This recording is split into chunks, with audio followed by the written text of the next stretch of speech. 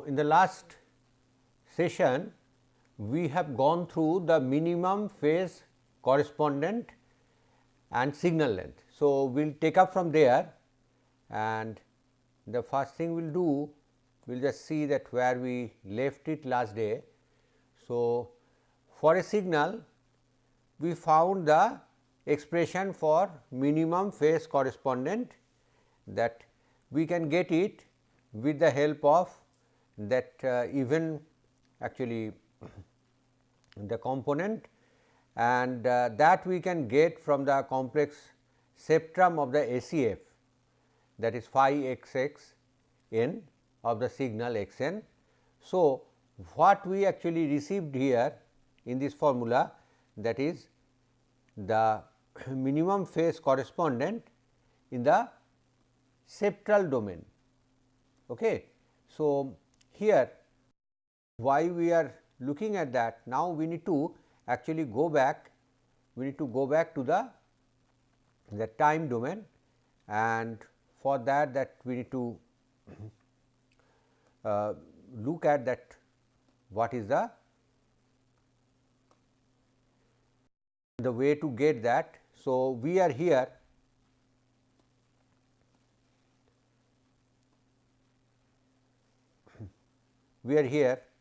So, after that in the spectral domain. So, from there we need to take the Fourier transform, then we need to take the log and inverse Fourier transform to get the corresponding minimum phase, the correspondent part of the signal in the time domain. So, first we need to come to that, then we can go for actually that how we can take the minimum phase counterpart from here, okay, that how we can make use of it for calculation of the signal length. Okay. So, now let us see that about the signal length, that it was proposed by that the Barkhauer in 1978.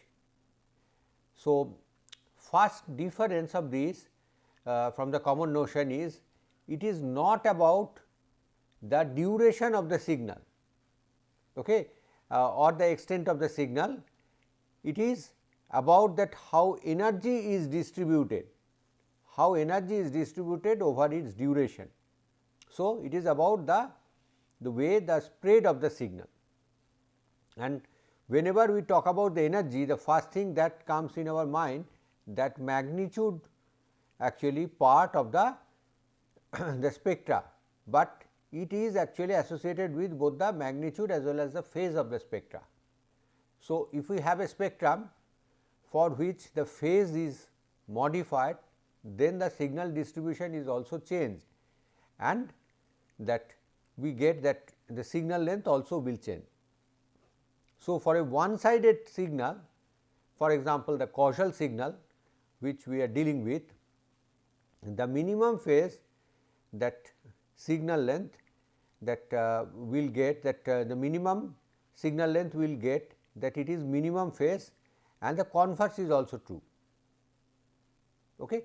So, that is why that we are looking for the minimum phase correspondent. Otherwise, what can happen, we can have the same signal, but because the phase is changed, we can have actually a change in the phase spectra, and that can modify the spectral length, or sorry, signal length. So, we do not want to have that happen, because we want to make use of the signal length as a measure of distribution of the energy, and we want to use it for certain purpose. So, let us see how that happens. The next what we look at is the formula of that signal length, which we have actually represented here in short as SL. Okay. That signal length, now it is, as you get, it is expressed in terms of that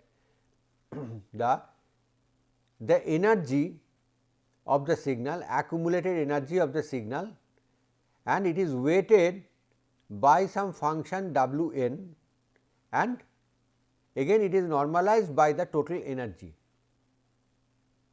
So, this W n actually we are trying to get actually that how the energy is distributed out of that. In this case W n has a special property, it should be non decreasing and positive function, and at the starting point that W 0 the value should be 0.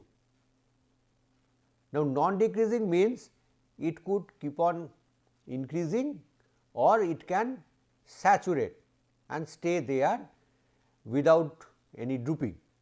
So, that is what we mean by non decreasing. So, what we get that as the time passes on from n equal to 0, as we proceed W n will not come down, it will either increase or it will remain constant, and with such a function that when we wait we are giving actually more importance most of the time if W n is actually non decreasing to the values which are coming in future, okay, or we can say it is in the recent past.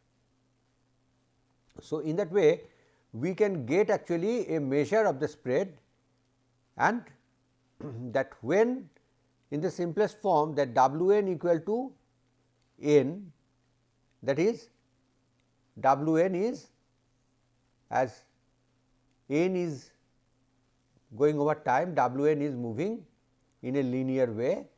So, in that case we get the centroidal time instance of x square n.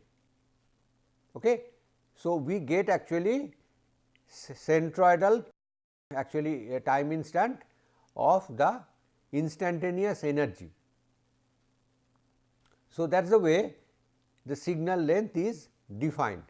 So, that gives us the idea that how we are actually getting that SL is giving the some notion of actually the time, that how far it is away from the that 0 in terms of that how the energy is getting away from the that starting point.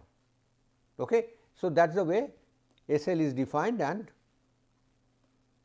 that is actually used to serve some purpose here in this case. So, here we are looking at the case that the QRS T wave of the action potential, which is actually representing the action of the ventricular myocytes. Okay, it is generated by the ventricular myocytes.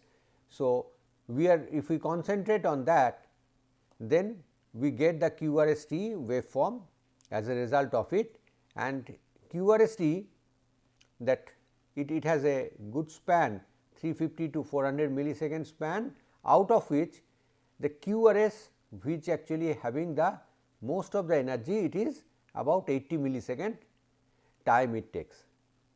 So, what we get from this, that the initial part of the QRST wave, most of the energy is concentrated, okay. And in case of PVC, that P ventricular contraction, that we get that QRST becomes wider, okay. That the QRS complex it becomes wide and the energy gets spread, and that will actually change our that SL. And in case of PVC, QRS and T they are no more actually separable, because now the ST segment it actually does not remain isoelectric, okay, or isopotential, it does not remain at 0. So, because of that QRS and the P they get actually connected. So, what happens in this case, that compared to that, when we look at the normal wave, the ST segment does not have any change. However, if we look at the spectra of the signal, that spectra of a PVC and a normal wave does not have much change. The reason you can think of, the amount of energy outside the QRS is small. So, it cannot actually bring a major change in the that magnitude spectra. However, if we notice it carefully, we can actually see the change actually in the that location of that energy. Now, the energy is outside the QRS complex, and thereby we can make it noticeable by using a appropriate measure. So, that the SL, that the signal length, it depends both the phase and the magnitude of the spectra, that is the beauty of it. So, we make use of it to find out the difference between a normal wave and a PVC. So, now let us see that how that can be used.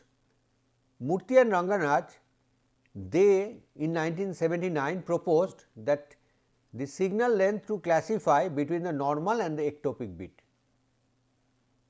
They made this observation and they reported that in the journals. Now, there is a difficulty, the onset of the wave. What do we mean by that? If we look at that our ECG signal, the ECG signal, the energy actually is limited within very small part, and most of the period there is no activity.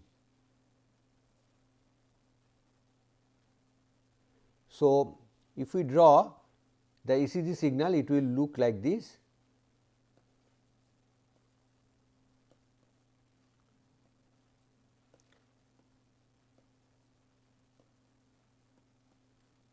Now, for most of the work we are happy to tell that we have taken a cycle of the ECG and we are happy with that. But here, because we are interested in the phase part of it, the starting point becomes very important. And so, where we start? We take the cycle from here to here or here to here. So, that can actually make a huge difference. So, what it is done, that they told that we should take actually where the real activity is starting, we should start from here, and that is the way we would take that, this should be the starting point. Okay. So, that is the way they suggested that we should calculate the SL starting from P, then QRS and T, because rest of the part there is no activity. So, if we take that, it will just include some amount of noise. So, that is of no use, rather it will actually bias the result. So, you should concentrate or limit us from P, QRS and T waves, okay, which is much less than the overall the one cycle, but this is the main part where the energies are concentrated, and within that please keep in mind that P being the first one, that is taken as the starting point. So, at the beginning of P we would actually take that the starting point of the signal, and what they suggested, the signal length of that minimum phase correspondent, it should be plotted against the RR interval of the classification. The reason is that in case of ectopic bit, if we look at the RR interval also would be modified, it will become irregular, whereas for the normal wave RR interval would be within a very small range, it would be almost constant. And what we expect, the SL also will change. So, taking together in a 2D plot, it will help us to get a better classification between the normal and the ectopic bits, okay. Where the SL of the original signal is used, it is expected to give better classification accuracy. So, that is the way that we actually started, and that was proposed by Murthy and Rangaraj. So, let us see how the results we get.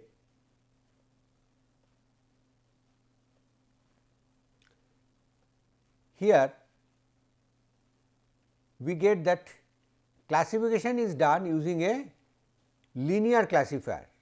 The reason for using a linear classifier is that we want to show that the classification is easy and the features what we have taken, they are effective. So, we have chosen a simple classifier, a linear classifier, and then an experiment is conducted, where in the experiment there is large number of actually data, where 132 out of 155 normals and 48 out of 53 PVCs are correctly classified. That is for the patient 1. Okay. So, for the first patient, most of the that PVCs and the normals, they are actually classified, but they are properly classified, but there are some misses. In case of the second patient, the results are little better. For 89 normals, all of them, and 18 PVCs, all of them they are properly classified. So, that is the result we get from them, and here we are showing a plot just to show that how actually the schematic came. It is not the actual the data, but what we see in case of that signal, if we have taken the original signal, we get there is some overlap in this part, okay, between the normal and the one with our that PVCs. But when we use the minimum phase correspondent, then we can get well separation between the two clusters. However, it does not mean that they would be completely separated, some small overlaps could be there, like here it is shown 1. So, such kind of small actually gaps could be there, but they becomes much more separated, and that gives us actually that and hope that using that signal length we can separate out the PVCs and the normal bits. So, that is the contribution made by the researchers. Thank you.